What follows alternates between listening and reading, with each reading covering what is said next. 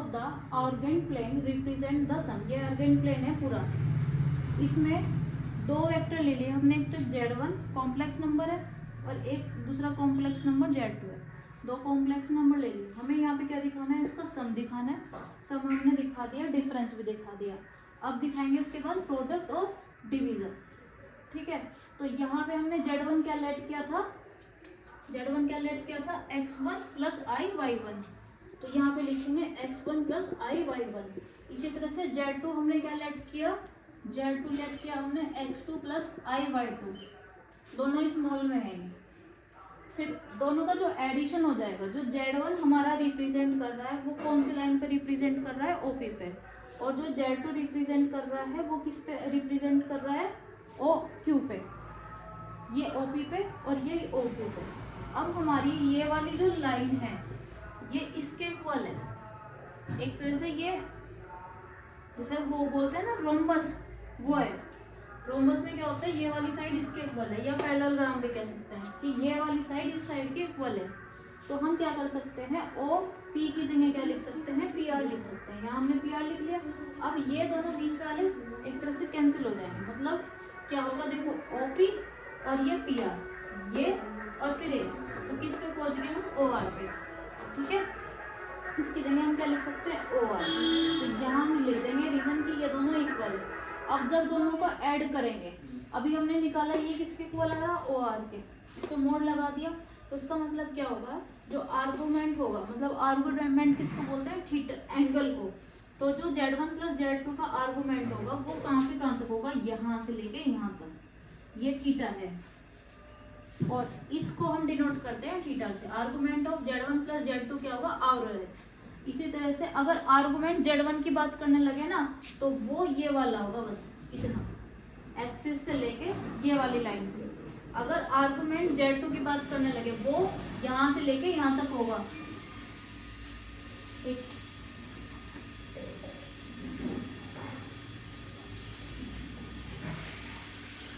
तो अगर हम इसकी बात करने लगे कि Z1 प्लस Z2 का जो मोड होगा वो लेस देन इक्वल टू क्या होगा, Z1 का मोड प्लस Z2 का मोड। क्योंकि we know that the sum of two side of quadrilateral, इसे क्वाड्रिलेटरल बोल सकते हैं, क्योंकि ये पैरेललोग्राम तो ऐसा कोई फिक्स नहीं है कि ये वाला इसके पैरेलल हो, बस ये है कि ये इसके इक्वल है, उसे क्वाड्रिलेटर बोलेंगे। तो जो दो साइड का सम होता है वो क्या होता है, ग्रेटर देन होगा, बीच का तो डायगोनल होता है, डायगोनल के से या तो ग्रेटर होगा या इसके इक्वल होगा, इसलिए ये आ गया। जो OR है वो क्या होगा, छोटा होगा इन दोनों के सम के। ठीक है, फिर हम इनकी वैल्यू रख देंगे। यहाँ पे OR की वैल्यू क्या है, Z1 प्लस Z2, इसकी वैल्यू क्या है Z2, और इसकी वैल्यू क्या है, ये OP पहले लिखना था, OQ1, बट कोई नहीं, यहाँ पे तो सम है, चल जाएगा। फिर हमने किया दोनों को माइनस, दोनों की वैल्यू पुट कर दी, Z1 की Z2 की, दोनों को माइनस करेंगे तो रियल पार्ट में रियल पार्ट को माइनस कर दिया, इमेजिनरी पार्ट में इमेजिनरी पार्ट को माइनस कर दिया। फिर जब हम माइनस कर रहे तो अब हम अपोजिट डायरेक्शन में लेंगे, क्योंकि जब अपोजिट डायरेक्शन में लेंगे, जब माइनस करेंगे तो माइनस का हो गया ना, और आर्गुमेंट भी माइनस का हो जाएगा। अगर हम Z1 माइनस Z2 का आर्गुमेंट निकालने लगे यहाँ पे, तो वो आपका माइनस में आएगा। यहाँ एक्सिस से लेके, ये एक्सिस है ना, एक एक्सिस, यहाँ से लेके यहाँ तक माइनस थीटा होगा। ठीक है, क्या होगा, माइनस थीटा होगा। तो इसे कैसे लिखेंगे हम, OP। OP आपका ये वाला, Z1 तो ये रहेगा, जो PR है, PR डैश, ये लिख लिया हमने।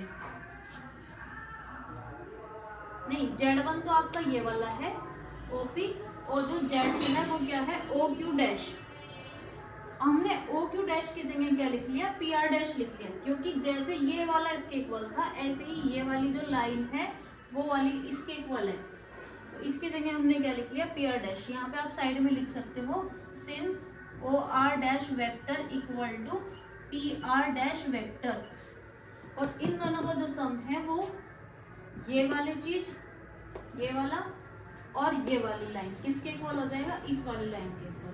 तो इसके जगह क्या लिख देंगे, O डैश वेक्टर। तो यहाँ से एक ट्रायंगल यूनिटी ये वाली थी, एक माइनस वाली है। जब प्लस आएगा तो आपका लेस देन इक्वल टू आएगा, जब माइनस आएगा तो ग्रेटर देन इक्वल टू आएगा। यहाँ पे प्लस है, यहाँ पे माइनस है, इन दोनों में यहाँ माइनस है, ऐसा नहीं कि यहाँ माइनस और यहाँ प्लस। तो आपको याद रखना, अगर दोनों जगह माइनस है तो ग्रेटर देन इक्वल टू, और दोनों जगह प्लस है तो लेस देन इक्वल टू।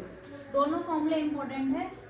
इसका देखो आपने कई बार यूज कर चुके हो, इसका भी अभी बहुत बार यूज होगा, तो दोनों ही फॉर्मूले इंपॉर्टेंट है।